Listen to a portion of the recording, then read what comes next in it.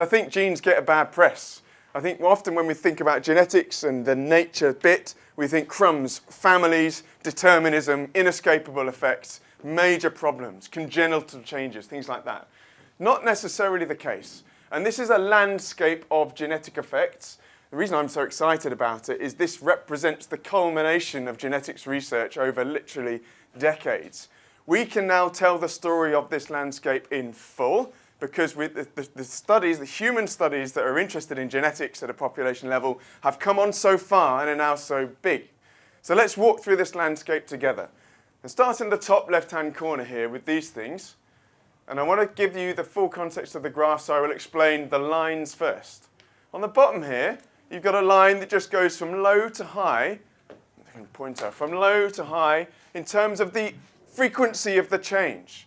How often this thing is observed in the population. I'm talking about mutations in the population, changes in the code that you may carry and you may not, right? How often do those events occur? A bit like saying, how many smokers are there roughly? We now know roughly 15% of people are smoking, the rest aren't. That's the frequency of that event. So I'm just communicating that in terms of the nature component, the genetics, right?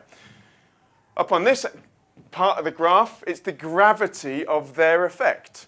Whether they don't really do anything to your manifest self or whether they change you completely.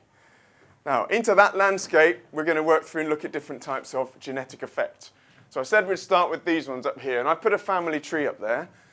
Now, we can measure very rare changes, the sort of thing a physician or a clinician might see in a family occurring because it's a big change, right? It occurs very rarely. It essentially escapes natural selection because it's brand new. It has not been selected yet. It's not been removed from the general population yet.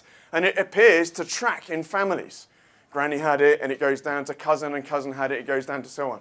Those patterns of heritability are well charted, and they happen for de novo, brand new mutations. And they can be very strong effects because they slip underneath the radar of selection. They've not existed for a long time. Moving down, I should say that those are quite easy to see. You see them tracking in families and they do really radical things to people. If you were trying to find the same sort of frequency of event but it did nothing at all, well, it's very, very hard to find, right? No doctor ever sees them. We can't ever measure them. You just don't get them in research, okay? Counter those types of effect which have large impact on health with things at the other end. So they're high in frequency, they're old, they've been knocking around in the population for a long time, but selection has been weeding out the ones that really change our health. Because it would be impossible to have a lineage of people that carried a radical health effect through millennia and lots of familial generations.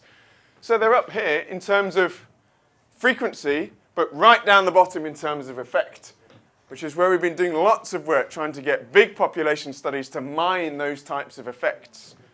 They have a natural antithesis as well, of course, which would be high frequency, high effect. Well, those guys are gone. Right? As nice as it would be to maintain them, and maybe there's a few knocking around for positive things, how fast you could run maybe or something like that, but they're certainly not there for detrimental things. Now that landscape, rare to frequent, low to big effects, we can now see in our data. We see the rare familial effects, we see the less frequent population-based effects. And why is that important? It's important because the complexity of the health measure that we're interested in has an effect on, or at least is related to, the type of genetic effects that we see.